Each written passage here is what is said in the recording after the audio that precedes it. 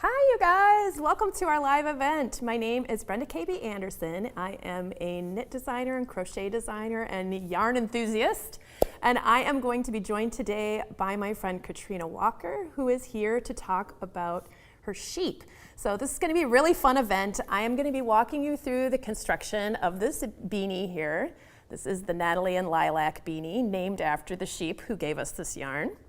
And those sheep are from Katrina's ranch. So this is just going to be a really fun, just a fun live event. I welcome you guys to pop in and say hi. If you want to add any, comments to what we're talking about, throw those in the chat box. If you have any questions for myself or for Katrina, definitely put those in the chat box as well. We would love to hear from you. We're just so excited to be sharing this with you guys. And yeah, we just welcome your comments and questions. So.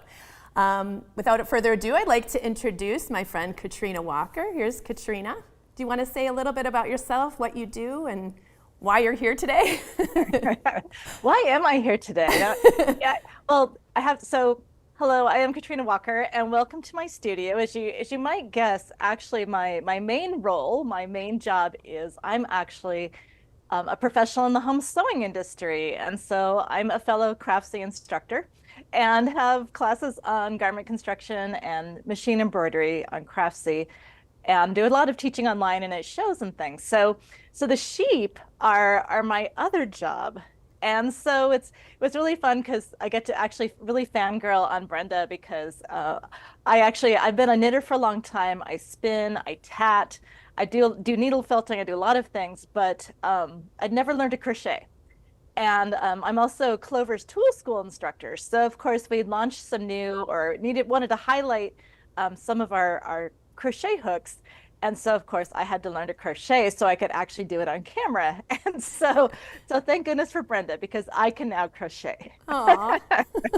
And those Clover Amour hooks are my absolute favorite. So I'm glad you could use them finally because they're just so awesome. Yay. All Yay. Right. Oh, go ahead.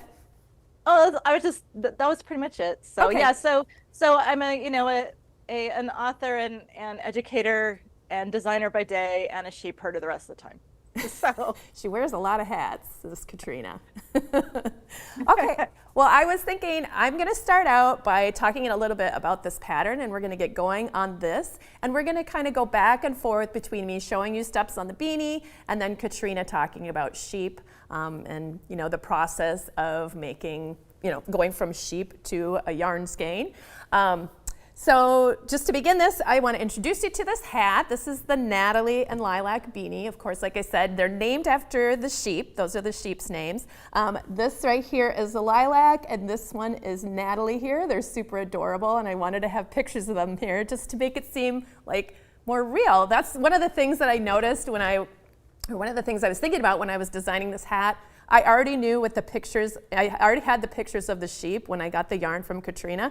And it just made it seem like more personal to me to actually know exactly where this wool came from, which is just something amazing about, nowadays it's like we're so disconnected from where stuff comes from. We don't know who grew our food or where the materials came from our clothes. Most people don't even think about that at all. So this is just kind of an interesting way to look at things, to slow down your your crafting, and to actually feel like more connected throughout the whole process, which is really cool.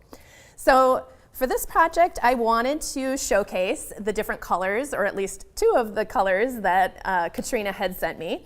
We have this beautiful black and then this lighter kind of cream color yarn that she sent me, and I wanted to do some color work with it. And I have to say, it's so crazy. Like I'm very much used to commercial yarns and having my yarn be dyed and all that. And this is the natural colors of the sheep right here. These are not, the black is not dyed, this is not bleached. It's just, these are the colors of the sheep. And so even all the way up through the blocking portion of this hat, I kept having to remind myself, like, oh yeah, this is not dyed yarn. This is actually the color of the sheep's wool. So I just think that's really cool. All right, so for this project, we are going to, it's a knitted project, and we're going to be working in the round, and we're going to be using a circular needle, and we're going to switch to double point needles later. And as far as materials go, of course, you're going to need those two highly contrasting colors, a light and a dark. And I used about between 145 and 185 yards of the main color, which is the lighter color. You need a little bit more of that because the folded up ribbed brim is in that color as well. And then you need somewhere between 67 and 84 yards of the contrasting color, the darker color here. And then you'll need 2 different sizes of circular needles. We're going to start off with a US size 2, which is a 2.75 millimeter circular needle. That's for the ribbing.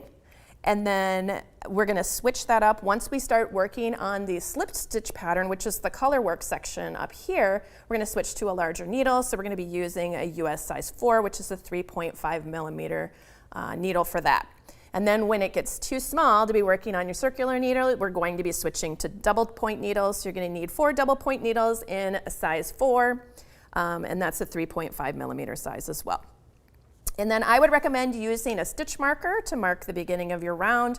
I like using a locking stitch marker because if I have to stop as I'm knitting on my circular needles and I ended, right at the stitch marker, then I can take my stitch marker and lock it through the fabric instead of just having it sliding around on my needle. But you can just, if you don't have locking stitch markers, of course, that's totally fine. You can just use, the ring style, and that'll work just fine. Okay, and then I wanted to mention that the yarn that I'm using, of course, this is the yarn from Katrina's ranch. It is called Spoiled Sheep, and there is a link to get to her website, and on her website there is a link where you can buy the yarn. That has been updated. In case you guys were looking yesterday or the day before, that has been updated with a new link that'll lead you to the page where you can purchase the yarn if you're interested in that, or if you just want to kind of check it out and look at it in a little more detail. Okay. So I'm going to get started with, you can use whatever kind of semi-stretchy cast on you want. I like to use a German longtail cast on because it just, I don't know, it's just kind of my go-to these days. Let me see here. Just going to grab this. Okay, so I'm going to be casting on, don't look at the size of these needles. These are a little big. I should be casting onto my size 2 circular needle. So this is a 16-inch circular needle. These are actually a little bigger than a size 2, but that's what I have because my size 2s are being used for my future steps here. So ignore the thickness of my needle. And I'm just going to get you guys started. I believe there is a video for the German cast on the Knitting Circle website, so you can check that out if you need a little more detail. But I usually start mine with a slip knot, and I would give yourself about 3 yards or so of a tail before you make your slip knot, or you can just kind of twist your yarn. I think a lot of people do that to start out this cast on. So I've got the yarn that's connected to the ball right here on this side, and this is just my longer tail that I've already pulled off. And in order to do the cast on, we're going to swoop underneath these 2 and go up and catch that. And then we're going to go across to this one, grab that and pull it through that tiny little triangle there. And then I'm going to release with my thumb and tighten that up. Not too tight, but just kind of snug it up next to the needle. So we'll do that again. So we're going to go under here, go up, down through that hole from the top view. We're going to go on top of this strand and pull that strand through the tiny triangle and let your thumb go and tighten that up a little bit. So I'll do that one more time. So we go under both, over the top, bring it over to the other side, go down through here, and bring it through that little tiny triangle, like that. Okay, and like I said, you can do a different cast on if you want to. That's just how I like to start mine, and I just wanted to give you a quick, show and tell how to do that to get you started. So you're going to be casting on different amounts, of course, for the different sizes. Oh, let me back up. So there's 3 different sizes for this hat. The ribbing is extremely stretchy, so don't be fooled by the small circumferences on the ribbing. But let's see, the body of the beanie, so that's like the slip stitch pattern section. So that will measure 17.75, 21 inches, or 21.75 inches. It's all in centimeters as well in your download. If you think in centimeters, it's all listed there too.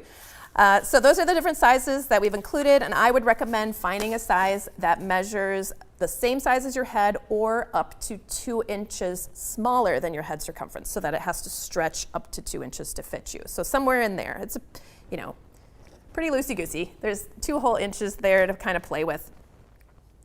It's a fairly stretchy hat. Okay, so I've gotten, I'm actually doing a very small version of this hat. This is just a sample. You'll have a lot more stitches put on here before you start. But you guys don't need to see me doing, a million stitches of the same thing. So I just cast on like about half of what I need. And so I'm just gonna start by knitting. I have this is the strand connected to the ball here. And I'm going to start by knitting the first stitch through the back loop. So that normally we knit right here through the front loop, but we're just gonna put our needle through the back loop. And then we're gonna knit that stitch. And then the next stitch we're gonna purl, just like how we normally do. So purl. The next stitch we're gonna knit through the back loop. So this is knit through the back loop, purl as you regularly would, knit through the back loop, purl as you regularly would right here. And you're just gonna continue doing that all the way around. And around and around and around and around for many rounds, because I wanted the brim to be really long. I wanted it to fold up on top of itself so it's extra thick. Because the slip stitch pattern that we're going to be working on later is fairly thick and cushy and warm, and I wanted to make sure that the brim was warm as well. So knitting that through the back loop is going to twist your stitch, which makes it a little tighter, which makes your ribbing want to spring back a little more, and it gives those nice ridges in your ribbing. Here, let me pull this in so you can see. So this is what it'll look like. So you can see those very distinct ridges right there. And this has not been blocked yet. This is just a sample in progress. So things are going to smooth out a little more, but you can see those very distinct ridges there from twisting those knit stitches. Okay, so you're going to just continue working that around and around and around until you've worked, I can't remember, maybe like 32 rounds or so, or to the desired length that you want to work on. And then the next section is going to be, we're going to do one thing to prep us for working in the slip stitch section. Okay, so just imagine that this piece was much longer here, and I've been working in my knit through the back loop, purl, knit through the back loop ribbing here. It is not going to be the same on both sides because we're just twisting every other stitch. So if you look at the back, it's not going to look the same. Because we're knitting this hat with this ribbing on the outside, this is what I actually want to see when I fold it up. Oh, let me bring my sample back in. So we've knit this with this side facing, and then we're going to turn our ribbing inside out, so that way when it's attached to the hat and we flip it upward, we still see that nice ribbing on the outside. So let me just explain how we're going to do that. And then after this, we will go back to Katrina for a little bit. All right, so in order to turn our ribbing around, let me just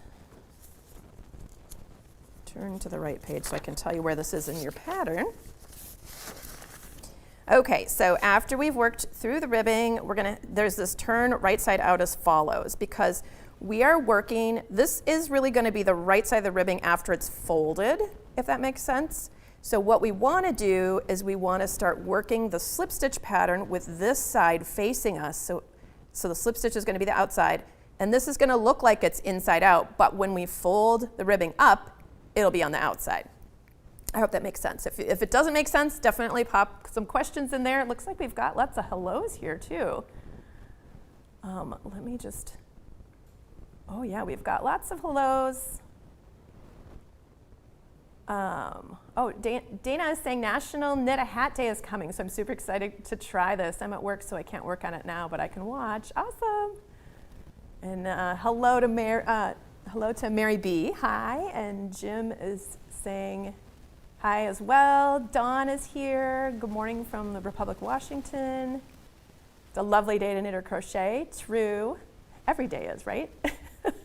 And Betty says long tail cast on is the best cast on. Okay. Don't prefer the backwards loop cast on. Yeah. That's good for some things, but it's not my favorite either. Vanessa says, show how we should add the row marker. Okay, so you can add your stitch marker right at the beginning, so in between your stitches, whether you have a circular one or this one, it's just going to be in between your needles, and as you're working your way around, it'll just kind of sit there and you'll slip it every time you get to your row marker.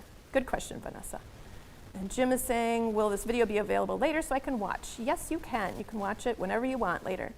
And Brat's mom says, sorry to arrive late. Hi Brat's mom, glad you're here again. All right, so we've gotten through, you're gonna have a much longer ribbing section here.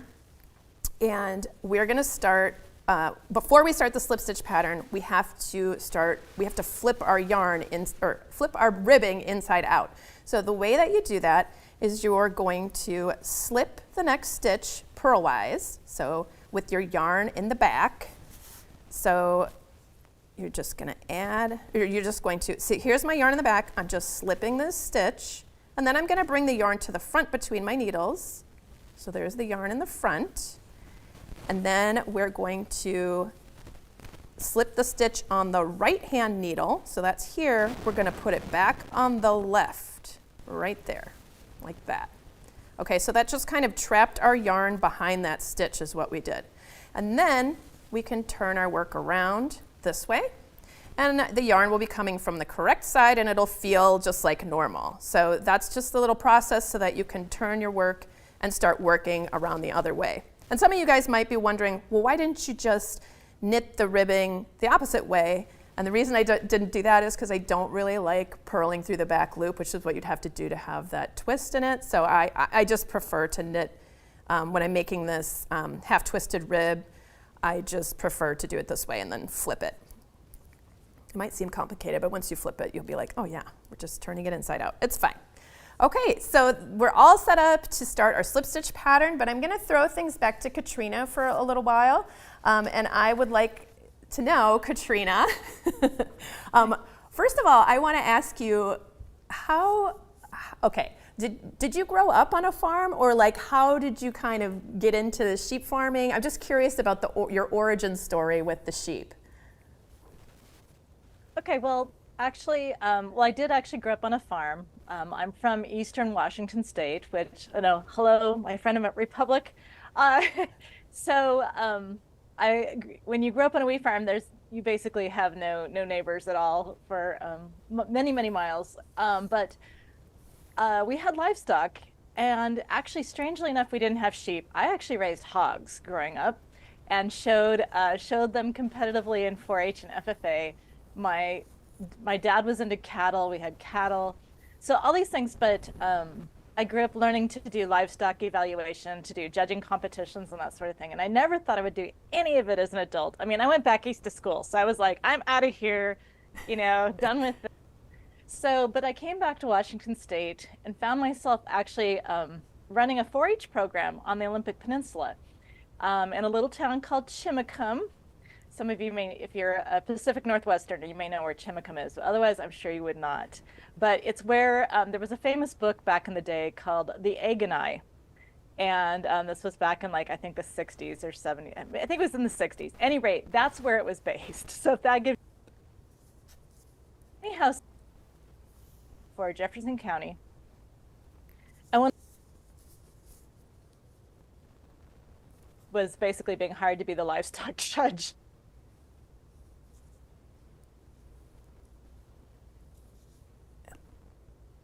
It sounds like we're having some trouble getting Katrina's audio. I don't know if you can hear me, Katrina, but I'm not able to hear you. So maybe I will jump back into this for a little bit and we can sort that out.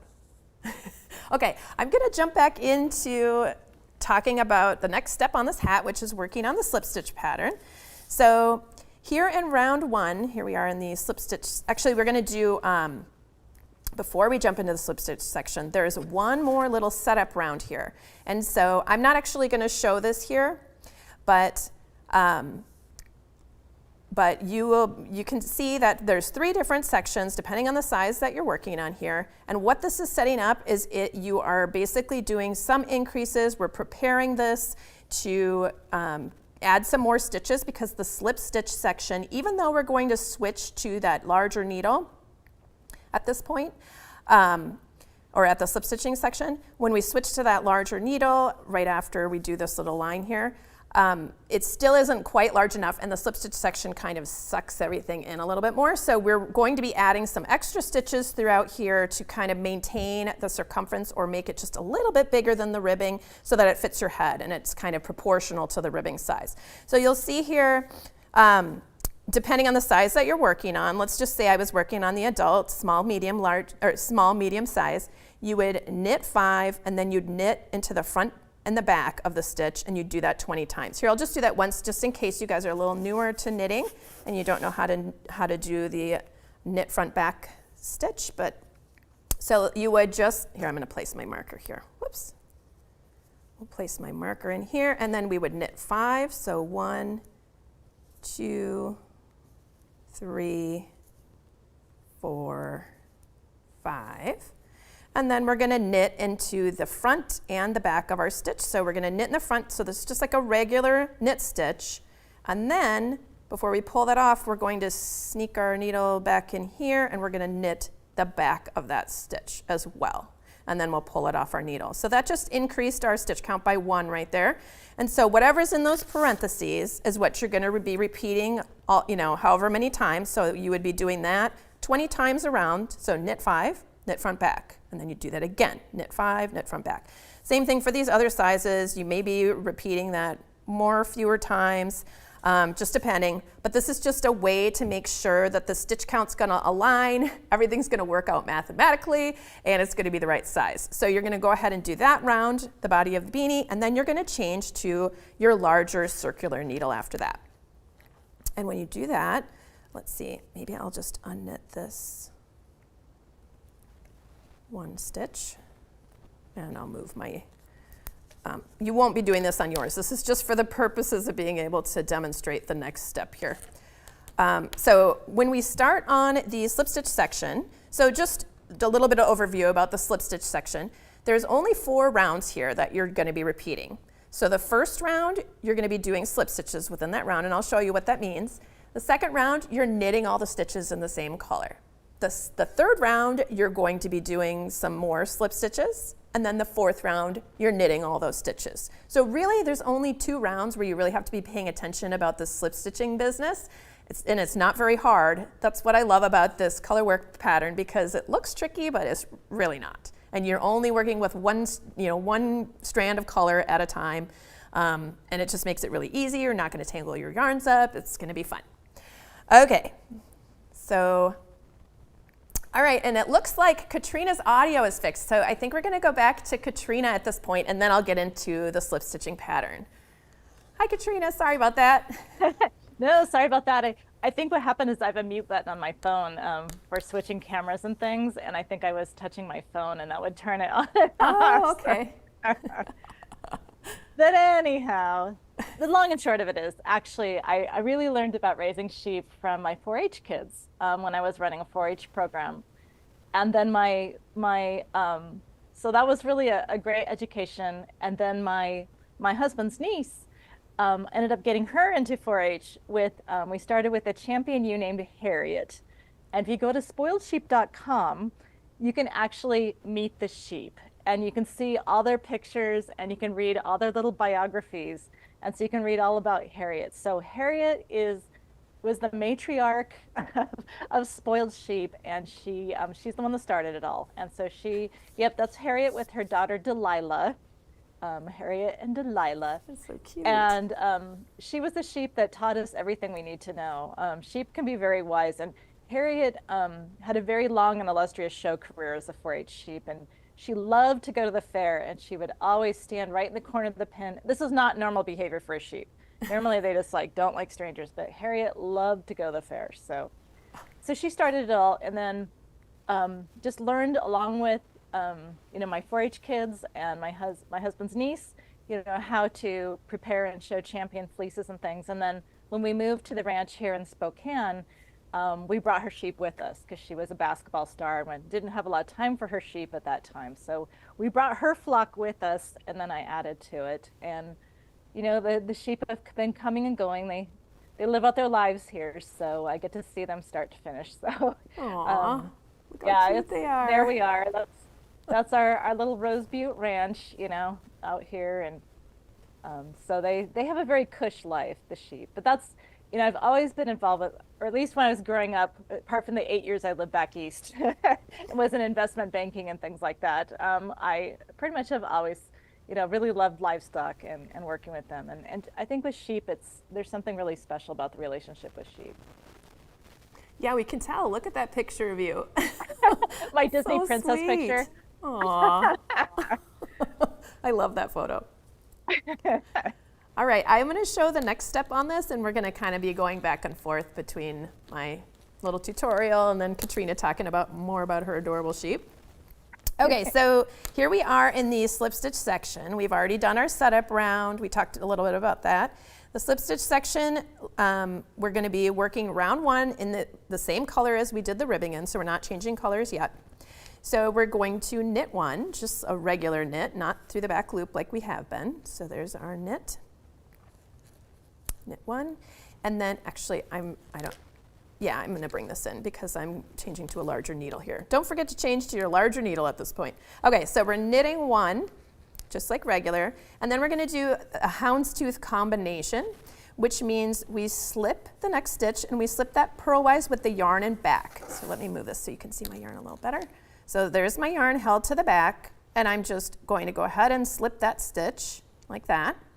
Then we're going to make one left, which means we're going to pick up the strand between our stitches, and you want your left hand needle to go through from front to back underneath that strand. So you can pick it up with your right hand and place it on your needle, or you can just pick it up with your left hand needle like that, however you want to do it. And then we're going to knit through the back loop. So that's back here. There we go. So we're just knitting through that back loop, and that's going to twist the stitch, which is nice because then it doesn't leave a hole. And then the next, we're still working that houndstooth combination. So first we have a slip one purlwise with yarn and back, then we have a make one left. Now we have another slip one purlwise with the yarn and back. So every time you're slipping your stitches, you're always going to have the yarn in the back, and you're always slipping them purlwise in this pattern. Okay, so we're going to slip that one, and then we're going to knit the next stitch, which is right here. And then we're going to count back 4 stitches, 1, 2, 3, 4. And we're going to grab that stitch, the 4th stitch from the tip of your needle, and you're going to pull it over all of the other 3 stitches that are on your needle, like that, and drop it off. So you have that little horizontal bar going across, and it sort of groups those 3 into, a group of 3. And then after that, you're going to repeat. So we're going to do a knit stitch, just a regular knit. And now we're going to do our houndstooth combination. So slip one purlwise, and then we'll make one left, and slip one purlwise with yarn and back, knit one, and we're going to count 4 stitches back, and we're going to raise that 4th stitch up and over the other 3 and off the needle, just like that. So you may notice we're making one every time, but then we're decreasing because we're pulling a stitch off every time. So we're maintaining our stitch count. So you're just going to do that all the way around that first round. So that's round number 1 of your slip stitch pattern. By the time we get back to, we're going to do another round of this lighter color, and then we're going to switch to the darker color after that, and then we're going to go back and repeat. So by the time you do this round number 1, the next round, it's going to look a little different because you're going to be pulling up some strands of black because you've already worked black. And we'll get to that in a little bit, and I'll show you what that looks like. But it's not always going to look exactly like this. The stitch shapes will be the same. The motions you're doing is exactly the same. But it's going to look a little different because you're going to be slipping stitches that are of a different color. So it's going to change how this looks a little bit. All right. Let's go back to Katrina a little bit. Hey, Katrina. Do you want to talk to us a little bit about like the general process of going from sheep into yarn? Sure, I would love to. That's always a lot of fun because a lot of people have never seen, for example, actually see a sheep be sheared. Now, I know that in the studio, they have a video, of our sheep, Little Joe, being sheared. So while they're getting that together, I'm just going to tell you a little quick thing about Little Joe. Yep, there he is. And Little Joe, I always volunteers to be first. So when Little Joe was very young, he he's a very woolly sheep. He's a Romney Rambouillet cross. And Little Joe's face is very fuzzy, so he gets wool blind. We have to trim his face every so often. And there, in fact, there's Martin Dibble. He's shearing his face, which always gives me much fear and trepidation, but it doesn't seem to bother the sheep. But at any rate, Little Joe, one day we went out and here was Little Joe just laying there despondent. And I'm like, Little Joe, what's wrong? And his wool had grown up enough to where he felt like he couldn't see very well. And so he decided, I think, that he was doomed. So we ran and got the little shears and trimmed up his face, and then he jumped up and ran to the feeder and was all happy again. But Little Joe always volunteers to be the first sheep to be sheared. And so he's always waiting at the gate to be number one. So I always get asked a lot, we are rightfully very concerned about, caring for animals properly these days, which is all, for the most part, it's very much a good thing. And so I get a lot of questions about, is shearing cruel and all these things. But I would tell you, shearing is like Christmas. The sheep are so happy once they get that fleece off. I mean, in terms of enjoying the process, they probably enjoy it as much as the average 3-year-old does. But, for the most part, our shearers are very gentle and, they do care about the animal's welfare. And they come off, they handle them very carefully. Because, I mean, I don't want my sheep injured. I don't want my fleece damaged. This is my crop, basically. And so it's very much the sheep, as soon as they get that fleece off, they run over to the fence and they're scratching themselves. Because remember that their skin has not come anywhere near anything that they could truly scratch on for months. So they're pretty tickled. And in fact, one sheep, Lilac, who she's actually been knitting with, Lilac is the biggest pest because as soon as she gets sheared, she's standing over our shoulder the whole time watching the shear. We have to keep pushing her away because she wants to be involved and she wants to get scratched. So Lilac is a big fan of being scratched. So she's kind of like a dog. So once she gets sheared, she's pretty much in our way the whole time. But that's okay. We love Lilac. But anyway, they have a lot of personality. So first, the sheep gets sheared, obviously, and then I have to do something called skirting. And so when the fleece, as you saw in the pictures, you might have kind of got the idea. So the shear kind of starts at the sheep's armpits, basically, and works out. So it all comes off in a big blanket. And if you can kind of picture, here's the head, here's, legs, poopy bits, that kind of thing around the edges. So if you think of it as like skirting the edges, that's where the undesirable wool is located. Is the head wool, the leg wool, the poopy bits. So you take all that off, and what's left is more like the usable yarn. Now, when I say usable, there's something really exciting that's happening in the world of wool right now. We actually have a processor with a pellet mill up in Deer Park, just north of us. So now all my waste wool, anything that doesn't actually go into the yarn, now gets made into wool pellets that are used for a mulch, for soil amendment. It's just amazing for the soil. So start looking for, those of you who like to garden, start looking for wool pellets. So that's super exciting. I basically have zero waste wool now. And actually the poopy bits are great for the pellets. So it's a great full circle kind of thing. But anyway, so I have to take all that wool. And in fact, rather than talk about it, why don't I show you some of this? So sheep are very dirty. Okay, so here is some wool, and actually I'm going to put on my other overhead here. So just to give you an idea, so when the fleeces come off the sheep, this is a Wensleydale fleece. This is some Romney. It's very dirty. So sheep have kind of a sweat. It's not precise. Well, it basically is sweat, and we call it soont. And you can see how it looks kind of yellowish. That's from the lanolin also. So it's very greasy. It's very dirty. It's usually full of weeds. So I have to pick all that stuff out. It doesn't just magically come out. What happens one of the big differences between, say, the wool I produce or the yarn I produce and commercial wool yarn, where it's done in big batches, is that they don't have to do like the initial skirting that I do as the sheep is being sheared, just pulling off the what's obviously not going to be used. That's pretty much all the skirting that they do because commercial wool actually goes through a process called carbonation. And what that is wool has a very high resistance to acidic things. So they actually will dip it in a solution of hydrochloric acid. And then they heat up the wool, and that literally burns out all the vegetative matter. We call it vegetable matter. VM is what we call fleece contamination. And so that process of dipping in an acid and heating it up carbonizes out any little bits of weeds and hay and all that stuff that fleeces are full of. So that's how they do it in the commercial world, but yours truly gets to handpick all of that out of my fleece.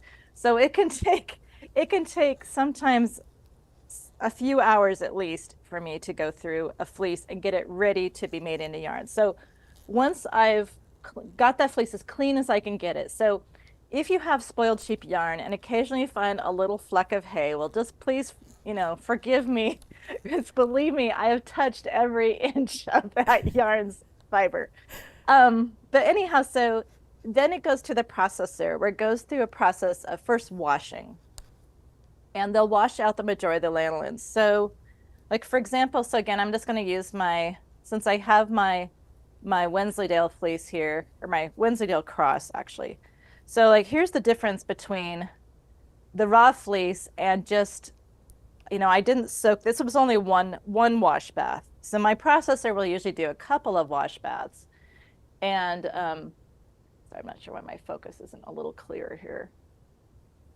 But you get the idea, I think. But any rate, so this is very, very much whiter once the lanolin is washed out. This is from the same shearing. But again, the actual processor will usually do a couple different dye baths. Just see if my other camera looks sharper here.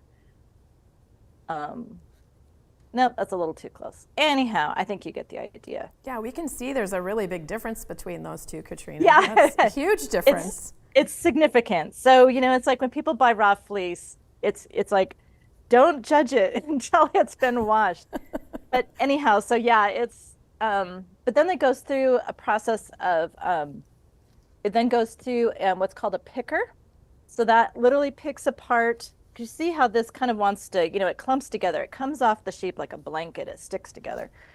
And then, so it goes through a picker after it's washed, and that separates out the fibers, makes it in this big fluffy cloud of fiber. And from there it goes into the carding machine. And then if it's going to that would make bats or roving.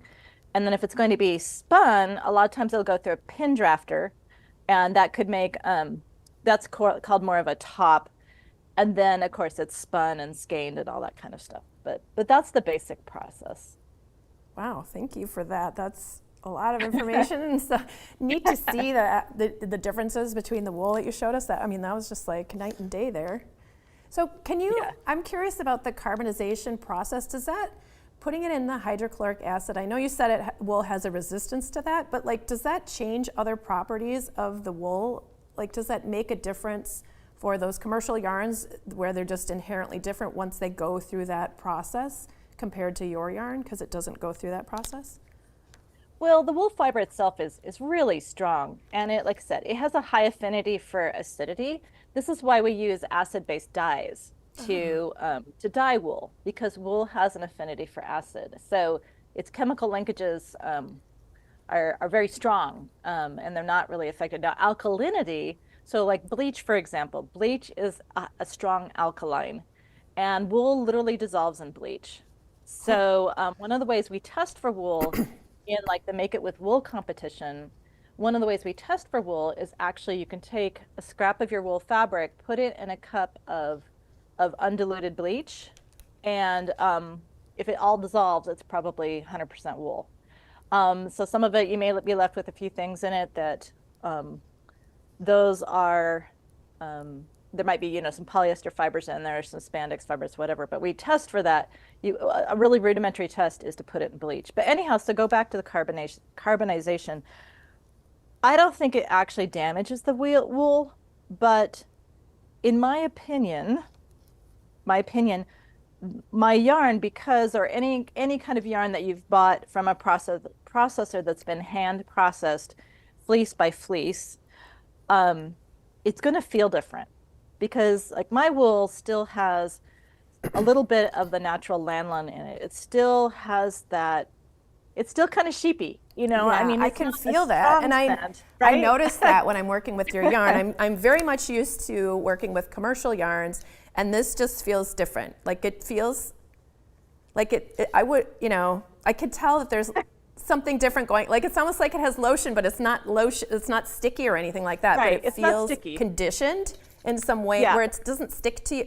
I have really dry hands, and I normally like get a little cringy when I'm working in the winter with wool, and it kind of like sticks to my fingers, you know. But this feels so different to me.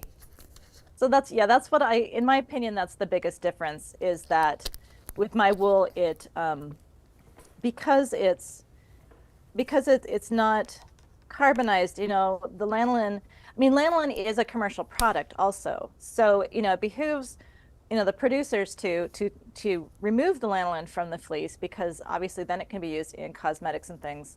Lanolin is the closest to human skin oil of all, you know, non-human oils. So it's very, very good for your skin. But anyhow, it that's I think the biggest that, and you know, Brenda has noticed it too, is just, you know, it's a difference. I mean, it sounds like a cliche or a marketing slogan, but it's a difference you can feel. Yeah, I mean, it feels different. I don't think it feels, I think it feels less harsh. There's this wool is actually, it's sorted by different categories of the diameter of the yarn. So you have fine, like your merinos and your rambouillets. You have your mediums, which would be, you know, like your Corriedales and even like some of the breeds like Dorset and Polypays and things would be more kind of a medium.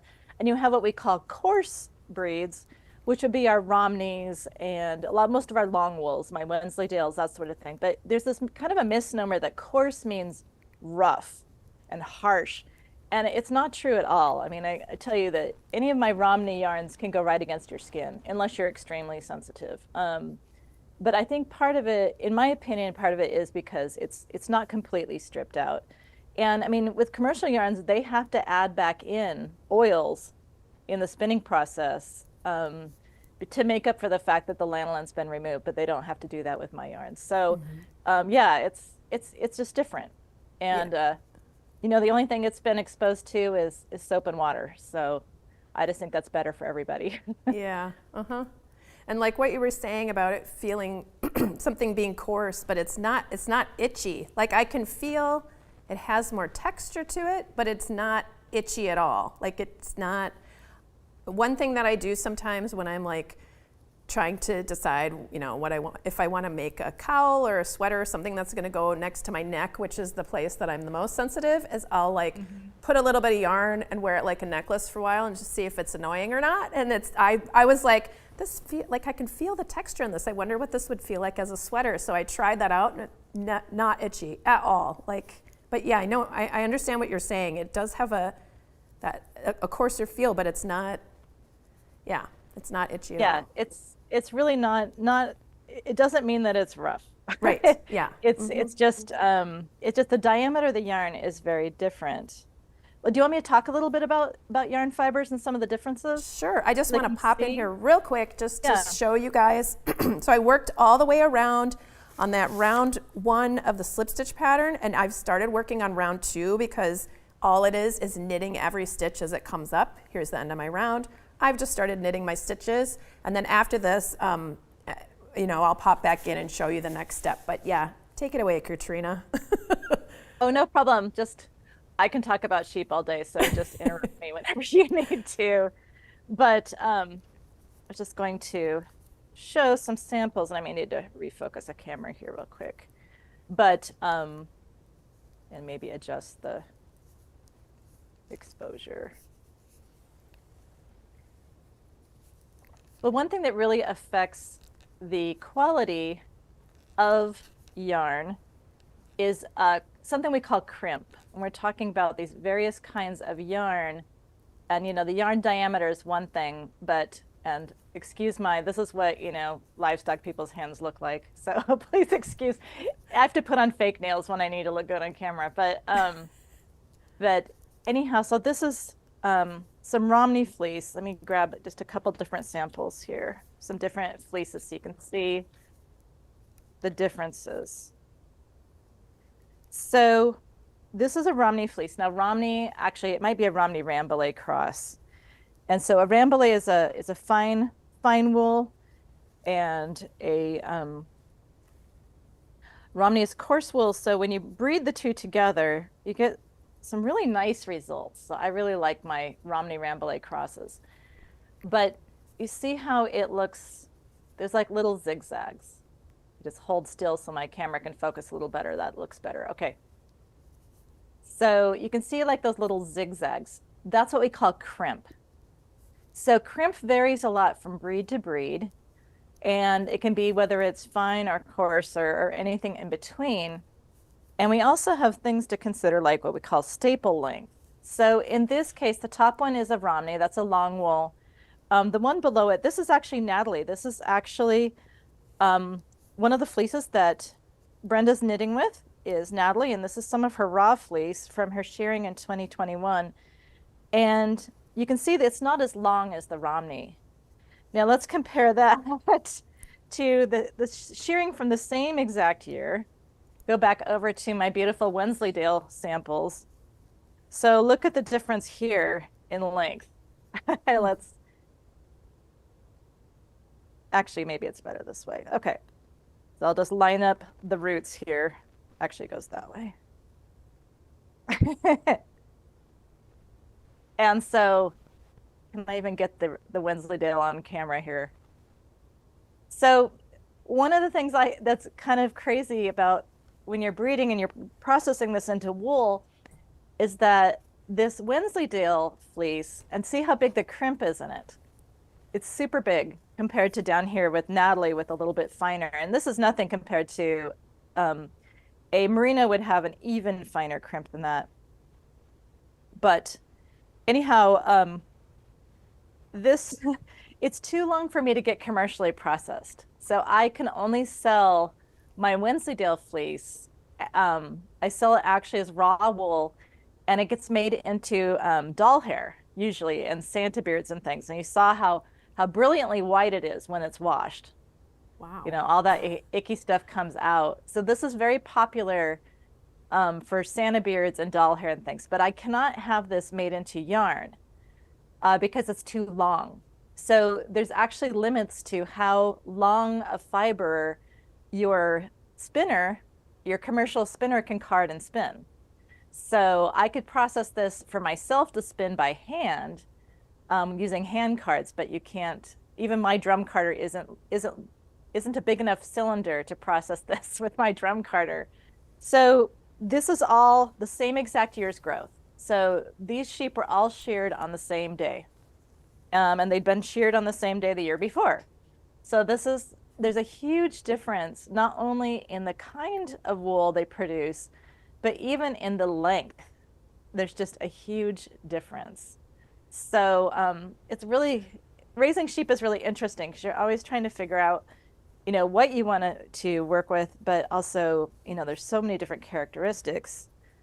And then when it's made into roving, actually, maybe I'll try this one again. So when it's made into roving, like this is, just lower this is a roving, just hold still here, of a Corriedale Rambouillet cross. And do you see those? I think if I hold still, there we go. There's little slubs in it. These are called neps.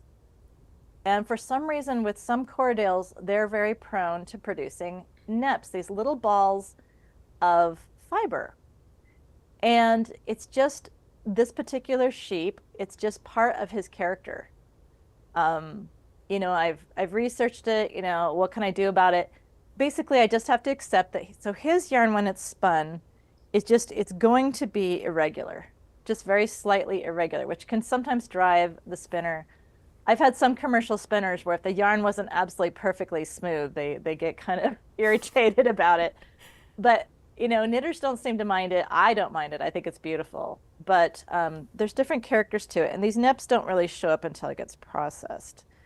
But anyhow, and it all knits up differently. The amount of crimp in it really affects the way that it knits up. So like here's a swatch from Nicole,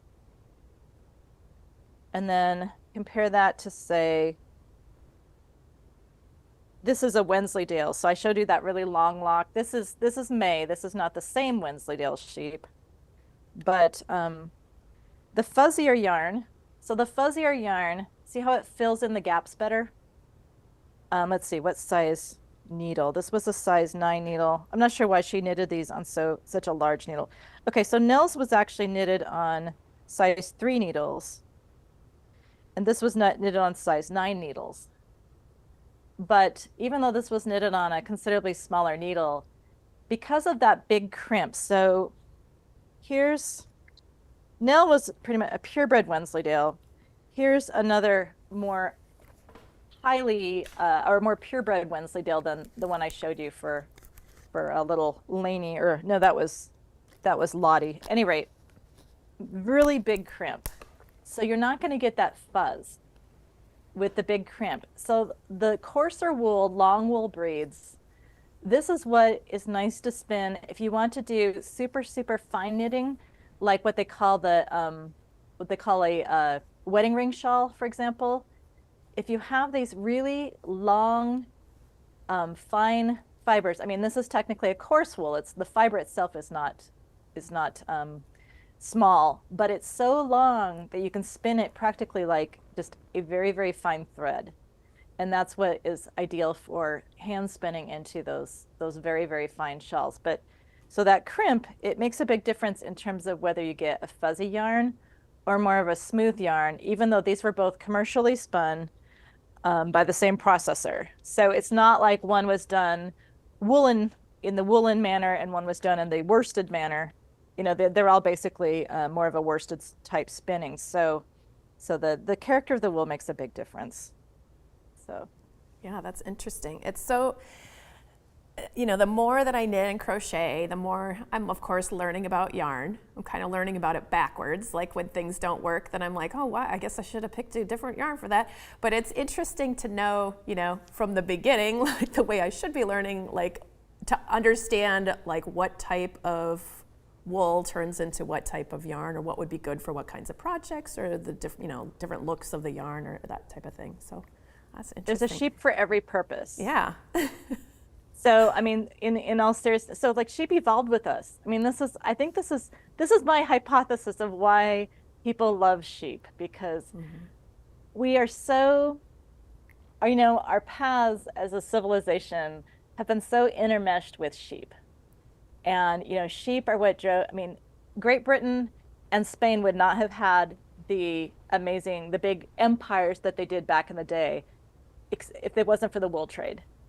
Because the wool trade is what financed it all.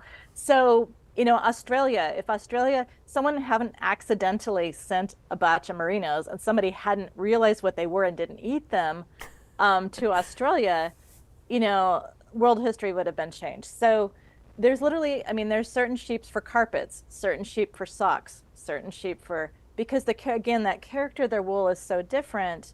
But, some are more soft and fuzzy, but they're not as strong because the fiber length, like merinos, my Rambouillet crosses don't grow that much. That's definitely a once a year shearing, whereas my long wools I could shear twice a year if I wanted to. So there's just a lot of differences.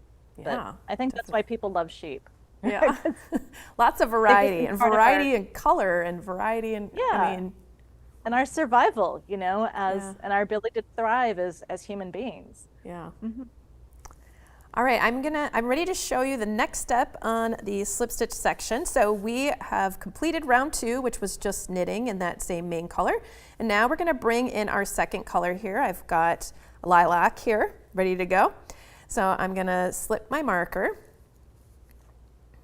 And then I'm going to just start knitting with the black yarn here. And these are just regular knit stitches. I'm going to make 3 knits. So 1, 2, 3. And then I'm going to do that houndstooth combination. So this slip stitch round is exactly the same as round number 1. I'm working on round number 3 now, but it's exactly the same as round number 1, except I'm using the black yarn and I'm staggering where I'm doing my stitches, where I'm doing my slip stitches. So instead of knitting 1 and doing my houndstooth, I'm knitting 3, and then I'm going to do my houndstooth stitch or stitch combination here. So to do that, again, I'm going to be slipping the first stitch purlwise with yarn and back. Then I'm going to make 1 left. So I grab that strand between stitches, and I'm going to knit through the back of that loop. And then I'm going to slip the following stitch, again with the yarn and back, I'm slipping it purlwise. And then I'm going to knit the next stitch right there. And now I'm going to pick up the 4th stitch from the tip of the needle. So that is, once you switch into working the second color, which is the black, from this point on, whenever you are doing the slip stitch pattern, you're always going to be pulling up a stitch from the previous color. So I'm working with black now, and I'm going to be pulling up a white stitch, if that just kind of helps you make sure you're on track with things. And then when you pull that stitch over, you're kind of corralling those 3 little stitches together. It's always going to be the color you're working with, and then in the center is going to be the color from, the opposite color, and then the color that you're working with. So it's going to be, the opposite color is going to be sandwiched between the 2 of them. And you don't need to know that, but it's just a way to keep track of where you're at, making sure you're pulling the correct stitch over and all that. So then we're going to repeat. We're going to do knit 1 here. And you might be wondering why 1 and 3 here. And the reason is because we have to stagger where we're putting these little slipped sections. And when we get around to the end, and I'll show you this after Katrina talks a little bit, but when we get all the way around to the end, we're going to use some of these stitches again to make that slip stitch, that houndstooth combination right here. Okay, so we knit 1, and then we're going to slip 1 purlwise with yarn and back. Then we're going to make 1 left, right there. Then we're going to slip 1 with purlwise with the yarn and back. Then we're going to knit 1. Now we're going to pull the 4th stitch up and over the last 3 we made, like that. Okay, and then we'll repeat that. So knit, slip, then we make 1 left,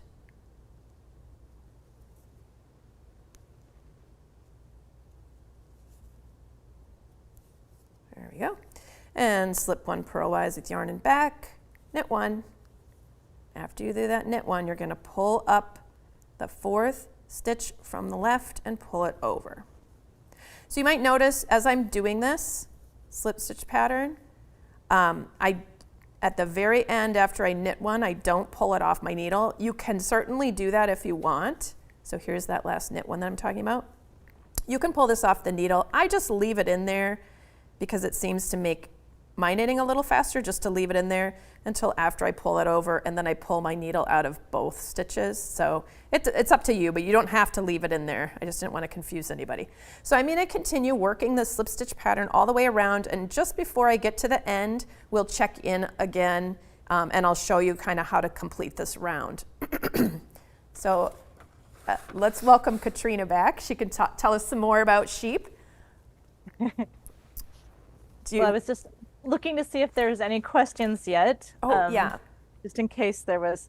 I don't see any, but. If you don't have anything in mind to talk about, I was thinking maybe you could talk, well, first, maybe talk about your color names, and maybe you can talk about how your yarns have changed over time and the colors of your yarns, because I found that interesting. It's something I'd never thought about before I talked to you. Yeah, well, as Brenda mentioned, my flock is mostly, well, they're all natural colored, but some of them are cream color, white, basically. But yeah, so I grow a flock of natural colored sheep, and there they are. Well, there's my goats up front and center, of course, but yes, so they come in a whole variety of different shades, and actually that's Lilac up on the right there in front. Lilac and her twin sister Lainey. So sheep, I can tell that basically the yarn I sent Brenda is probably Lilac's first shearing. And I could tell that because it's very black. Black is a really difficult color to get from the sheep because, like us, they turn gray as they get older. So every year, my sheep's fleece is different. So on the cards or on their labels, the labels for the yarn, on the back of the label, I can show you one here. It's like on the back of this sample. Here I have, it's going to tell you, it won't say what size needles because this was obviously for a swatch. So that was just a note for myself. But it's going to tell you that, the name of the sheep. It's going to tell you what year the year of the shearing. And I like to put the wraps per inch because to say just it's DK or it's worsted or it's fingering weight, to me is not accurate enough. So I do my best to take a couple different counts and put the wraps per inch so that hopefully it makes it a little bit easier to make sure that if you're combining colors that you can get similar performance from the different yarns. But yeah, so every year the sheep is different. And this is even like with Nell, this is the difference between 2013 and 2014. Now, granted, it's not a huge difference because this is a white sheep, but she was still a little bit finer in her wool was a little bit finer in 2013 than it was in 2014. Now, actually, it tends to get finer as they get older, but in 2013, she had lambs. And so she was pregnant when she was sheared for this one. And of course, when you're pregnant, you're producing more energy into growing lambs. And she was already an older sheep by then. So she was taking a lot of energy and putting into those lambs. So her wool is different in 2013, partly because of when it was sheared and what was going on with her body. Another reason they will change is because of just the weather changes. So every year, of course, you might have a late cool spring, you might have a long hot summer. That's pretty much almost always in Spokane. But point is that you'll have different weeds. Sheep will eat weeds before they'll eat grass. They really love weeds. And so our pasture always looks really pretty, but they do eat grass too, but they're pretty good browsers. So depending on the cycle of different plants, their particular seed cycle, because some plants are annuals, some are biennials, etc. So depending on the plants in the cycle, what they're eating varies from year to year. And so the climate varies from year to year. And so as a result, their fleeces they're slightly different colors.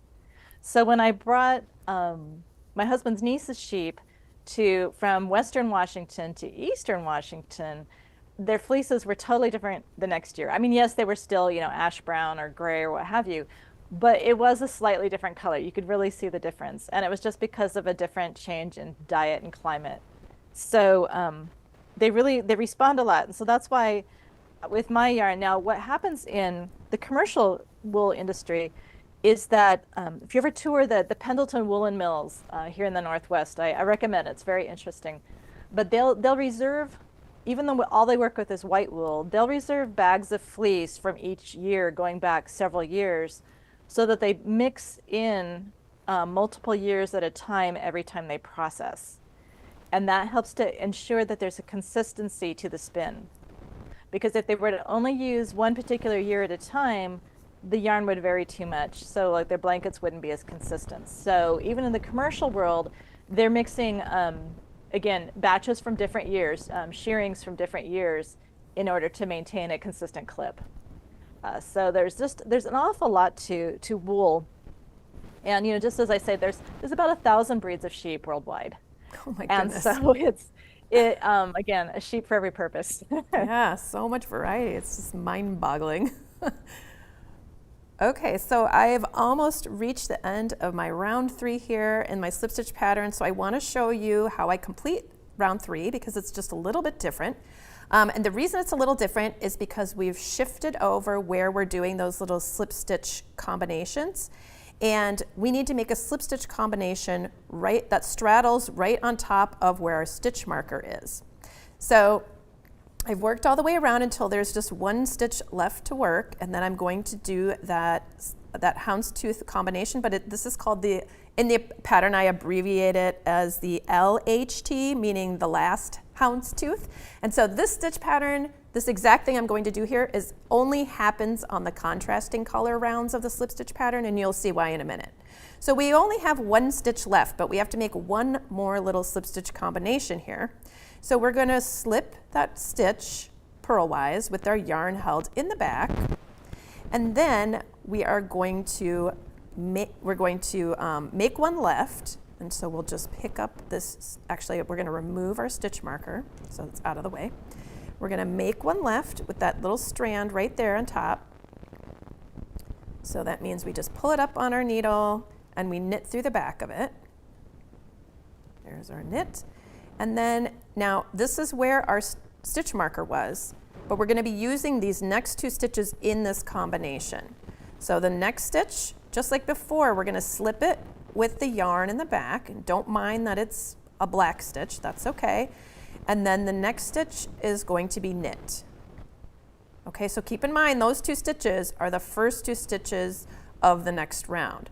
So we've got those 4 stitches done, and we're going to lift the 4th stitch from the tip of the needle up and over the last 3 that we made. Oh, and this stitch right here is, because we switched to another color, you don't want to stretch it out too much, so you just want to grab that stitch, pull it over these 3, and you can tighten it a little bit here in the back.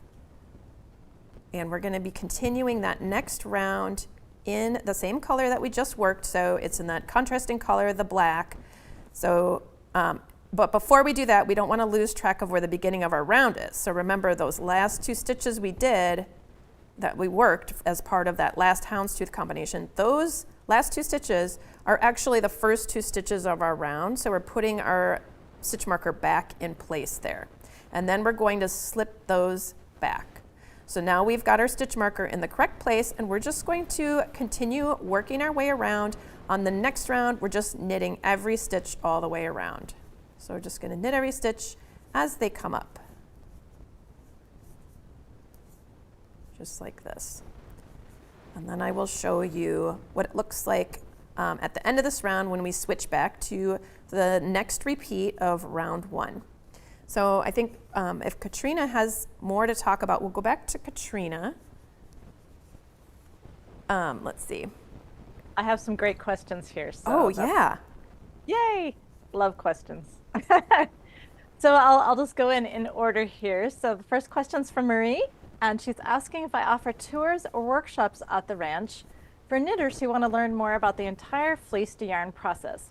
So actually on the 21st of this month, I'm actually hosting a fleece and fiber day here at Rose Butte Ranch in the afternoon. So obviously if you're in Spokane, Washington that weekend, come on over, and it's free, and I'm going to have 3 classes that talk about how to process it, talk about fleece, and anyway, all of that good stuff.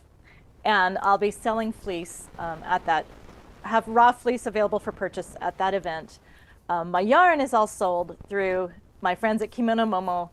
They're going to be rebranding probably as Bougie Knits, but right now it's all in their Kimono Momo Etsy shop. So, but again, if you go to spoiledsheep.com and you can click on Shop Spoiled Sheep, and there will always be a link there to whomever is carrying my yarn. As you can imagine, so Spokane, Washington is very dry, so we can only graze so many sheep. So I'll never have a big brand. This is a labor of love. I would starve if I was, dependent on the income from my sheep. But I love sharing them with the world. It makes me excited. There's people walking around with hats and sweaters and things from my sheep. So it's a labor of love. But so to go back to answer your question, Marie. So if for some reason you're going to be in Spokane, just send me an email. You can email me at katrina@spoiledsheep.com. Or through the website, or even through my regular website, katrinawalker.com, and just ask, because honestly, in exchange for some labor and helping me skirt fleeces, I'm usually more than happy to teach you all about it. So right now it's mostly on an informal basis. So if you're willing to put in some work helping me skirt some fleeces, I'm more than happy to teach you. So Natalie was asking questions, and she says, I love the names of your sheep, especially Natalie, of course. And so she's curious how we choose the names for them. Well, Natalie, it's a funny thing. So Natalie happens to be the daughter of Nell. So sometimes it has to do with, we kind of keep the initials consistent with the name of the mother. So like for instance, so Natalie was the second born. Her older sister Nicole, older by a few minutes.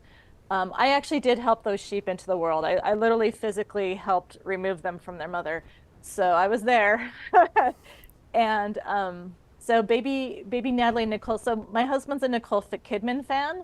And so, and they're both very beautiful sheep. So, so one was Nicole and one was Natalie, because there's a lot of beautiful, actresses named Natalie too. So that's why it was Nicole and Natalie.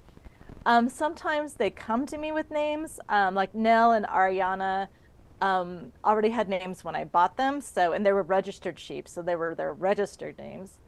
So they came with names. My Gotland cross sheep all, of course, had very Swedish kind of names. So there was Thor and Magnus and Ava and Freya were my Gotlands. So I'm really hoping to get more Gotland sheep. So they will probably also have very Scandinavian names. So that's kind of the sheep naming basis. Lilac and Lainey were actually named by some of our young farm workers. So they each got to name a sheep, and they named them Lainey and Lilac. So it all just depends. Let's see. So Carol was asking approximately how many yards can you get from one sheared sheep? Well, I'm glad you asked, and this is why I actually have my FAQs. They're on the website too. I keep stats on all this stuff because I'm curious too. So, and I have more. So, okay, well, let's start. So we'll start with how much a fleece weighs. So I'll do a few answers, I think. Are you still knitting, Brenda? I'm ready to jump in, but yeah, why don't you jump in and I'll answer Carol's after that. Okay, all right, that sounds good. Okay, so here I have just completed working round 4. Round 4 was just knitting in each stitch as it came up in that darker color. And so when I'm gonna switch back to the new color, or to the white color, that would be for a repeat of round 1. Here, let me pull this pattern in here. So like I said before, we're only repeating rounds 1 through 4 over and over for most of the hat. So we're going to be going back to make a repeat of round 1. So we're switching back to the main color. And when we do that, I just want to point out, it makes things a little easier, a little smoother if you can lay your old color along the back side of your left-hand needle like that, and then bring the color you're switching to up from the bottom here, okay? So what that's doing is it's crossing over the color that we're letting go. So this is the one we're gonna let go of. This is the new one, we're bringing it up, so it's gonna cross over that old color. And then we can go ahead and do a repeat of round 1, which would begin with the knit stitch first.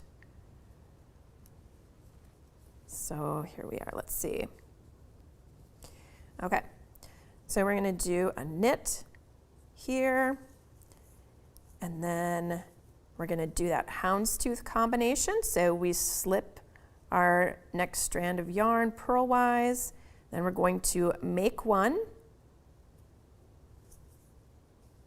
slip the next one purlwise with the yarn and back again, and then we're gonna knit one, like that. And then we're going to count back 4, and pull that over the last 3 stitches that we made. And let that off the needle there. And then after we do that houndstooth combination, we're gonna go back to knitting just 1 here.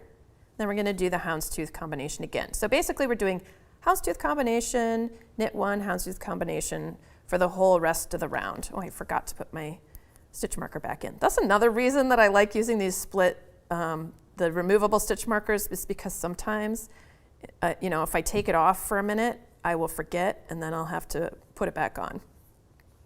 So after we've done that knit stitch, we're going to do the houndstooth combination where we slip the next stitch make one left,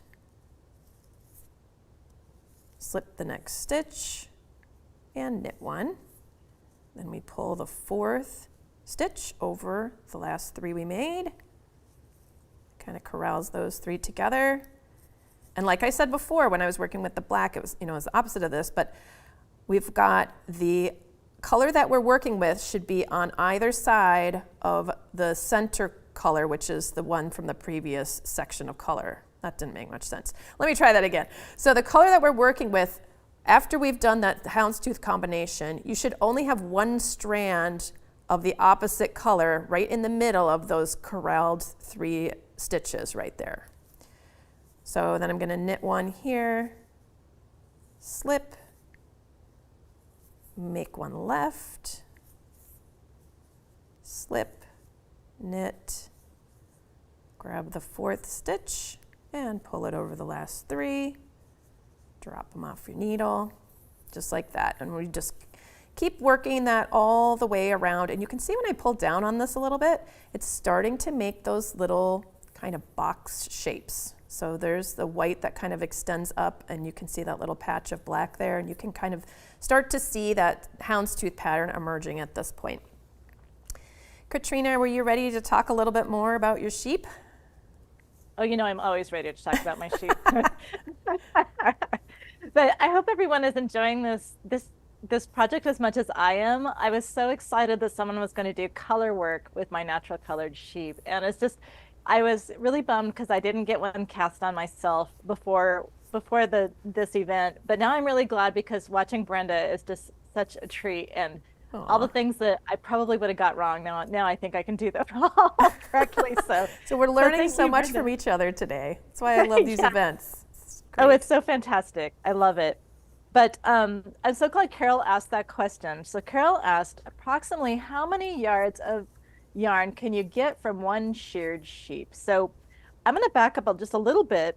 And so just because you might be curious kind of how it all ends up. So we'll start with how much does a fleece actually weigh? So I talked about the skirting process a little bit. So after skirting a fleece, depending on the size of the sheep. Now, my little Gotland sheep are, as you might guess, Gotlands, the Shetland sheep, the Icelandics and things. Those are kind of what we call our primitive breeds, and they're really small. They're pretty small. Cheviots are small. There's certain breeds that are very small. Whereas like my Wensleydales, the ones that grow the really long wool, they're like the size of a Shetland pony or better. And then you can get into the Columbia sheep, which most of those Pendleton blankets I mentioned, a lot of the wool for them comes from our local Columbia and Corriedale flocks here in the Pacific Northwest. But I think the Columbias were basically bred partly for that blanket production.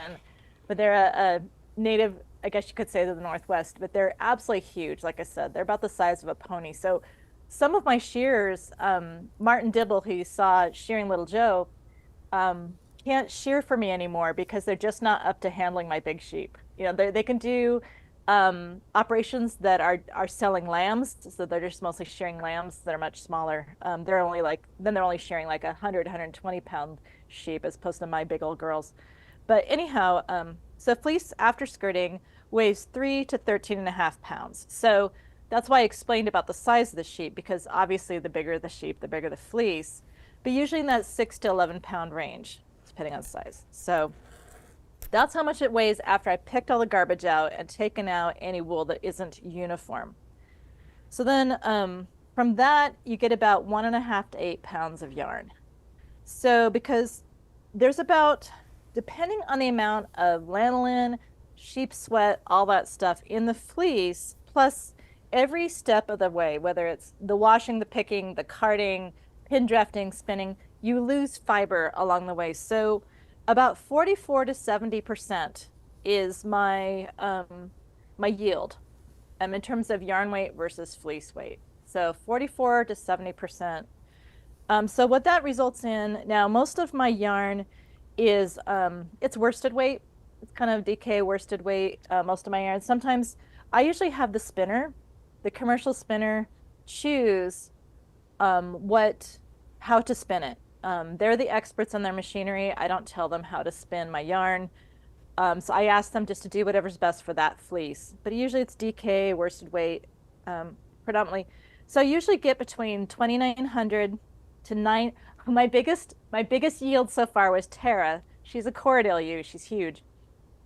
9,600. So 9,600 yards of yarn off of one shearing of Tara. 5,000 to 6,000 is pretty typical. So an adult sweater obviously depends on the person, yada yada. But let's figure 2,000 yards is that's a nice number to use for an adult sweater. So 2,000 yards. So if you've got 6,000 yards of sheep, that's 3 sweaters. So again, it varies a lot depending on the project and all that stuff. But hopefully that gives you an idea. So every sheep can produce somewhere between 1.5 to, in Tara's case, darn near 5 sweaters. So that's amazing. I'll give you an idea. So is that okay if I jump back in here, Katrina? Yeah, totally ready. Okay. So here we've jumped way far ahead on this hat, but basically you just keep repeating, rounds 1 through 4 over and over and over, depending on the size of your hat, the size that you're making. It'll be a different amount of rounds here, but you're going to be ending with the last repeat of a round 1. So that would be using your main color. You're doing that slip stitch pattern. And after you're done with that, you're starting to get ready for the decreases. I've actually already done 1 round of decreasing here. You can see that the hat is already kind of pulling in here a little bit. After you do 1 round of decreasing, which I'm going to show you how to do in just a second because I'm ready for my second round of decreasing here in this hat.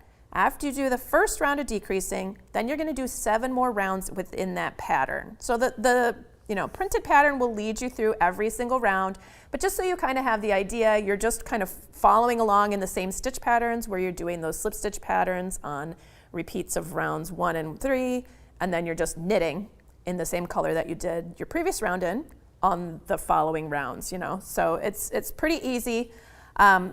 Once you're ready to do your decrease rounds, all you're doing is on a repeat of a round 2, so that means the second round that you're using your main color, you're going to just knit, you're going to slip, slip, knit all the way around. So here I'm going to remove my stitch marker, put that on there. So to do a slip, slip, knit, you're just slipping each of the next 2 stitches as if to knit them, and then you're going to knit them through that back loop like that. There's your slip, slips, knit, and we're going to continue that all the way around. So, whoops, slip, slip, and then, there we go, and knit. Okay, I just had to, and at this point, this is what I really should be doing on this round here.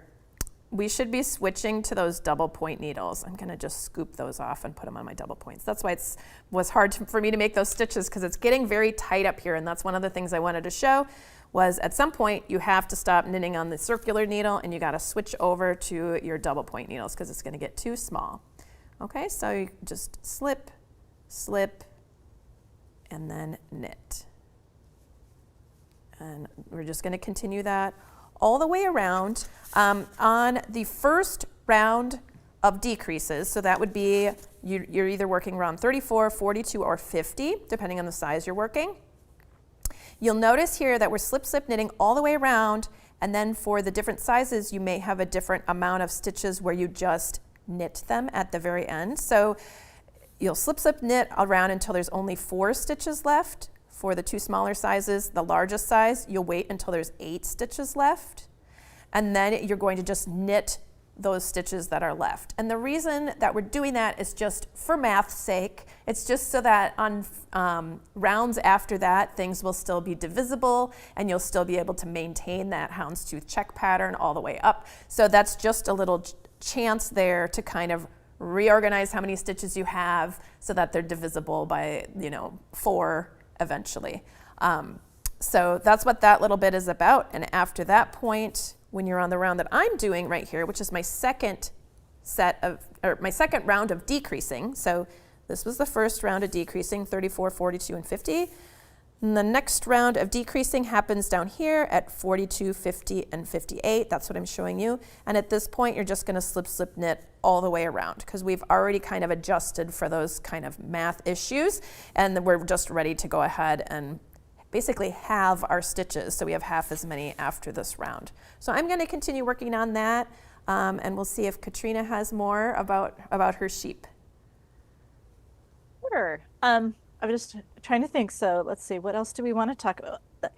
Sheep, people are sometimes curious about, the sheep themselves. And, sheep, they're somewhat long-lived in the sense they have about the same lifespan as a dog. And what I'm really hoping for today is I hope that, I see I had a very nice comment that, that commented that the classes taught them a lot about wool and sheep from fiber to project, or we even here in the Northwest, maybe this is a national thing, but we have competitions called sheep to shawl, and it literally is teams of people, and they have to spin the fleece, and then let's see, sheep to shawl. So let me think. They don't have to wash it. They can have it carded and ready to go, so that we don't have to start from total scratch, but they actually do have to spin it and then weave it into a shawl within a very short period of time, and it takes teams to do this, and they can have the loom warped, so they don't have to warp the loom as part of their time. So that's a good thing because it really takes a lot of time. But anyhow, I really hope that a lot of people aren't aware that the sheep industry is really going through a very difficult time right now, and wool in this country, or wool worldwide, is having a very hard time because the only kind of wool that people are buying is merino because they've recognized that. And as knitters, I just would strongly, and crocheters and weavers and all that, I would strongly encourage you to support, your independent, it doesn't just have to be spoiled sheep, obviously, but just support, your local wool producers. Look in your states to see if you have sheep and fiber festivals. And just really encourage you to work with different breeds. Some breeds are actually, my sheep Ariana, now she's passed from very, very advanced old age. She was, deaf and blind. Deafness isn't such a problem. When they get blind, they have to, they listen for the rest of the flock, and they do really well unless it rains. Luckily, it's very dry here, but when it rains, they get really confused because they can't hear the flock as well. So then you have to go out and rescue them. But any rate, but Ariana was a Leicester Longwool. And the Leicester Longwools are what they actually raised in colonial Williamsburg. So it's a very old breed. It's a very historic breed. It's fairly coarse, so it's really good for, personally, I think Ariana's wool is quite nice, but it's really good for more like sock yarns and things. It's sturdy, because back in the day, they didn't have polyester. So you have different types of yarn, different types of wool, depending on what you're going to do with it. I have a friend who spins in the grease. So she's actually spinning with what we would consider dirty wool because that's what they did. She does historical reenactment for the Hudson's Bay Company, which actually, so true fact, Hudson Bay, one of their very first trading posts in the western part of North America, upper North America, is actually just up the road from me, Spokane House. So it was... anyway, so when you do historical reenactment, if you want it to be really waterproof and you spin it in the grease, that lanolin will keep the waterproofness. Wool's actually fire resistant as well. Whoops, sorry, I have a couple of questions here I'll make sure to pick up. But I just want to encourage you to try different sheep breeds, help keep these breeds alive. Like with Ariana, I actually get letters from colonial Williamsburg checking to see if she was still alive because it's such an endangered breed. There's not very many of them around. I could never get her to produce lambs for me because she was already getting older when she came here, when I brought her to Rose Butte, but she was worth every year. She was a wonderful sheep. So I have a question. Do you experiment with different spinning techniques to create unique yarn textures or thicknesses? Well, Helen, I do in my own hand spinning. So a little bit. I'm not an expert hand spinner by any means, but I do some hand spinning, and I do kind of play around trying to do, more of a worsted technique or more of a woolen technique, for spinning. Again, I don't have a lot of time to spin, unfortunately. So I wish I did, but certainly it's a lot of fun to do that. And different yarn, again, different wools, different rovings are going to respond differently. So you'll find that when you spin, that the wool really kind of speaks to you. And it kind of tells you, again, just like I tell my processor to spin it to whatever they feel is optimal, you kind of feel what the yarn wants to be. And as that wool runs through your fingers, you kind of get a feel for it. I personally am not a big fan of doing real fine knitting, so I'm going to tend to want to do more of a bulky yarn. I'm learning to do what is sometimes called Navajo plying, which I kind of enjoy. So there's a lot of things you can do in the spinning process too. Yes, make different types of yarn. And that's really fun. I strongly encourage everyone to try spinning too, because I really enjoy spinning. I think I like spinning even more than knitting. But Wendy was asking, is there a particular fleece from a sheep in your flock that holds a special place in your heart or stands out in terms of quality? Well, Wendy, that was probably the toughest question I think I could answer. I really love my sheep. So, well, I will tell you that my sheep Thor. So Thor was a Gotland cross wether, and he was my bellwether. So literally the bellwether. So wether is a neutered male sheep, and the bellwether would have a bell around his neck, literally physically a bell around his neck. And he would be kind of work with the shepherd in a sense that the shepherd could tell where the flock was because of the bellwether. And in my case, Thor, there is kind of an alpha sheep sometimes. Like I would definitely say May, she's a big Wensleydale ewe. She's definitely my alpha at the moment, but she's very loving and very kind, but she pretty much sets the pace and the rest of them follow. But Thor was definitely my bellwether. And I could just go out and call Thor.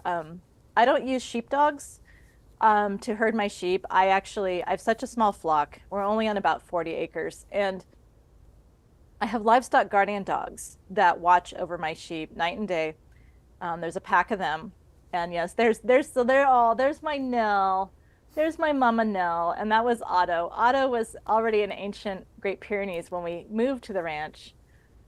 He's now has his special gravestone on the hill, but that was my mama Nell. So, it's hard to say. So anyway, but Thor was definitely my buddy.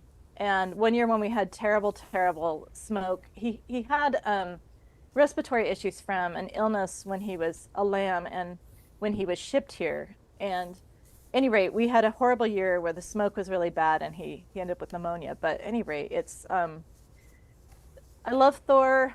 So this last batch of yarn, so it takes months to produce. In case you're curious, it takes months to get yarn produced. So I was on a wait list for, I think, 4 months to send in my fleeces in July.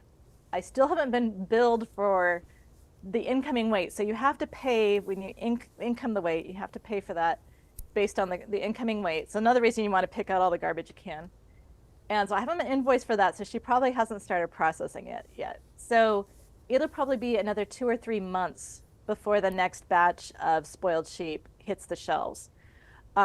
Just because it's that long a process. There's always a wait list to get your things to the processor. So that's really tough. But anyhow, so I've talked about little Joe. Joe is he's such a gentle sheep, and he's such a plushy. He has kind of almost a bluish gray kind of fleece. I have a special place in my heart for Joe, but it's just so hard to say. I love my sheep, and they all have so much personality. They're not all friendly. It's funny. The sheep that came here, like I bought, are much friendlier than the ones that actually were born here. Like the ones that are born here don't know how good they have it, but the ones that came here later, they know. But real quick, I'll just answer the question real quick. I was asked if I have the type of goat that makes cashmere. I don't have any cashmere goats. I did have 3. I'm now down to 1. I had 3 Pygora goats, and Pygora produce a fiber that ranges between mohair and cashmere. So there's 3 types of Pygora fleece, A, B, and C. So A being like the most mohair-like, and C being the most cashmere-like, and then B is in the middle. So I did have Pygoras, but I didn't really have a good place to have it processed. So actually, I ended up never really doing anything with it. And I will tell you that sheep are like 10% of the trouble of goats. Like if you have a choice between sheep and goats, sheep, team sheep all the way. Goats are a pain in the butt. Sorry, so or I probably shouldn't say that on camera, but they're obnoxious. It's good to get your honest opinion. Okay, so we'll go back to this hat for a minute if that's okay. Oh yeah. I just finished up doing that decrease round where I slip knit all the way around, and so I have half the amount of stitches, and I just used my double point needles as needed as I went around. And so now I'm doing the next round, which is a repeat of round 3, which is the slip stitch pattern done in the contrasting color. So I and still working in the same pattern, so I start with those 3 knits just so I can offset that part where we're doing the slip stitch part. And then we had that houndstooth combination here, and then a knit stitch, and then we'll do another houndstooth combination over here. So we slip, and then we make one left. There we go. And then we slip, and we knit, and then we pull the 4th stitch from the tip of the needle up and over the last 3 that we made here, just like that. So we're just going to continue working that all the way around, that same exact pattern, and it'll kind of, because we condensed our stitches into half as many stitches as we had on the previous round, we'll have half as many of those little blocks of color around the hat. But it makes a nice transition from the stitch pattern. It just kind of, fades up and gets fewer stitches around, or fewer groups of those kind of clumps of color around until we get to the very top of the hat. So we're just going to continue working this slip stitch pattern all the way around. The next round is just completely knitting in that contrasting color. And then on the following round, we do another repeat of round 1. So that would be with our main color once again. And then on the round after that, that's when we slip, knit all the way around to decrease for the very top of the hat. And then all you need to do is just cut your yarn, run it through all of your remaining stitches, and draw the top of the hat closed. So it's just very, very easy. So we're just about finished with our hat. So Katrina, I was just wondering if, before we go, I'm just curious, what is a day in the life of Katrina Walker like? Like, how much of your time is spent doing your sewing stuff or your teaching, and then how much is spent with the sheep? Like, how do you balance all that stuff? Oh, well, it seems like a lot. Yeah. Well, I keep hearing about this mysterious thing called work-life balance, and I really have no idea what people are talking about. Like, what is that? You do what you have. Right. I don't get it. Well, honestly, the sheep are they're very low key. Day to day, they really don't. I'm lucky that our sheep are on pasture. So this time of year, there's not a whole lot to do. Obviously, make sure they have plenty of fresh water. Make sure, make sure the spring's running. Make sure that, if someone's limping, figure out why it's limping. That kind of stuff. So that's a nice thing. So really cleaning, we have to clean out the barn several times a year. So that's a big day. That's always a nice weekend project. And then, good thing we have tractors. And then the big day is shearing day. So shearing day is huge, and we have to shear them. They need to have their hooves trimmed at least once a year, sometimes twice. And they get their wormer and their vaccines, every spring too, because there's certain things that they can be susceptible to, including tetanus. So you don't want a sheep dying painfully of tetanus. But day to day, my studio looks out at the sheep pasture, so I can kind of monitor what's going on. And like I said, our dogs will let us know if we had a sheep that was down a while back. I have a lot of elderly sheep in my flock, and so actually little Joe and Lainey, Lilac's sister, are in basically our convalescent pens. So they're not really interested in rejoining the flock. They just want to lay around. So they're in their pen and they're enjoying life and getting treats. And, they may spend the rest of their life there. I don't know. But I have a lot of really geriatric sheep. So that does take a little more work because you've got to keep an eye on them because they're just getting up there. So, But the day in the life, it's really hard to say. It just depends on how much because I just got home from the Great Wisconsin Quilt Festival, and then I'm flying on Thursday, but that's actually just to go visit our kids in Nebraska, but I've got Houston coming up, so it fluctuates a lot. There's no real rhythm to it other than obviously counting noses every day, making sure everybody's okay. But like when I had this batch of that was definitely like I had to block out a lot of time because it's just so incredibly time intensive to get in there. But when in the summer especially, it's so hot sometimes that I can only work till noon or what have you. So it's just probably just like for you, Brenda, it's a lot of juggling. But with livestock, our life kind of revolves around the animals, and feeding time's a big deal, and feeding time in the evening. So in the wintertime, it's here in Spokane, it's dark we're in the shade of a butte. We have about I don't know, it's probably about a 300-foot basalt cliff that's our western edge of our property. So we're in the shade early. So we usually feed about 3:30 in the afternoon because by 4 o'clock or so, it's dark. And so feeding time is really when we kind of check in with everybody, make sure everyone's okay and nobody's missing or, nobody's limping or, what have you. So that's really kind of the big maintenance. Yeah. And that's treat time. So actually that's little Joe on the right. Joe loves treats. He doesn't want me to touch him, which kills me because he's so cushy.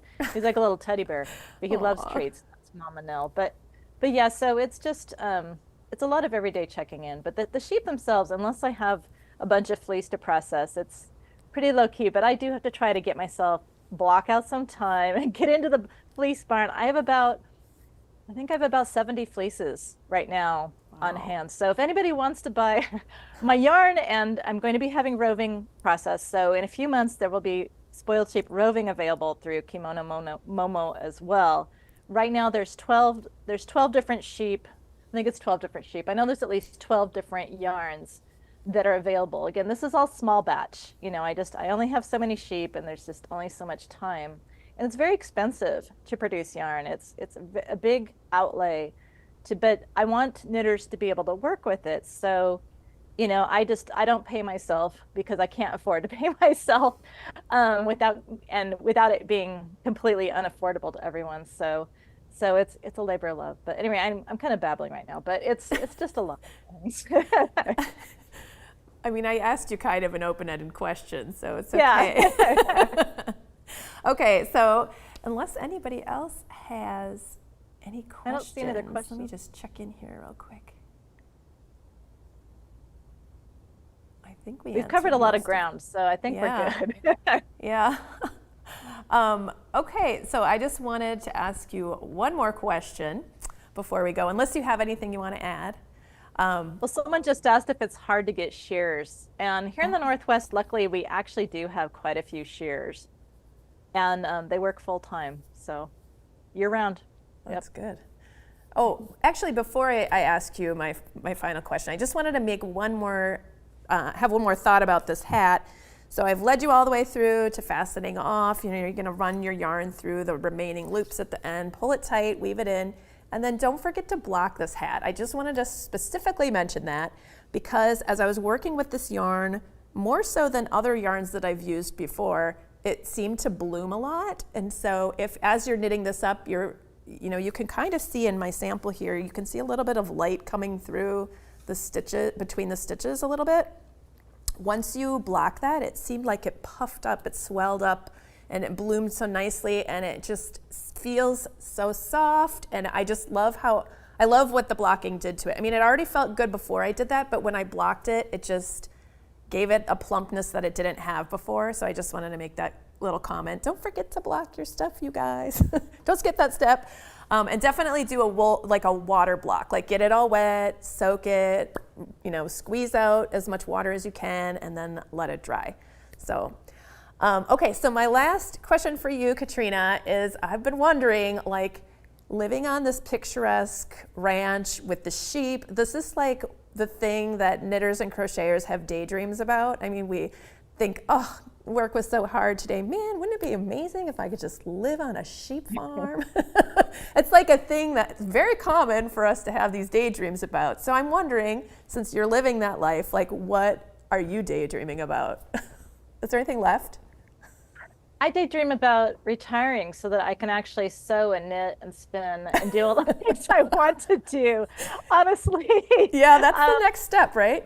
that's the irony is when you do it for a living, you never have time to actually work on your own projects. So, um, there's a really great book called Hit by a Farm. So if anyone fantasizes about being a sheep farmer, now they're producing, sheep for eating, not for spinning, but I highly recommend Hit by a Farm because it's what it's coming from. It was written by someone who her partner grew up on a farm and stuff, but she didn't, and so it's very much they made all the mistakes, they did all this. So I think it's a really good realistic kind of viewpoint. I mean, there's times you just want to throw it. I mean, it's don't get me wrong. I mean, it's work. Yeah, People oh come no, here and I'm they, oh, sure it's it's so worth. beautiful. It's so much work all the time. I mean, we rarely leave, and I mean, other than like I have to leave for business, but one of us has to be here, or we have to hire a ranch sitter just to make sure everybody gets fed. And so, I mean, it's living the dream. Don't get me wrong, but it is huge amounts of work. If you really value your time, just kind of chilling out, then it's not for you. Yeah. That's for sure. All right. Well, I just wanted to say thank you to everybody for being here. I really appreciate you guys. I appreciate your questions and your comments. This has been super fun. I've learned so much from you, Katrina. This has been really, And likewise. really fun to do this event together. So thank you guys all so much for being here, and we'll see you in another live sometime. Bye, everybody. Bye.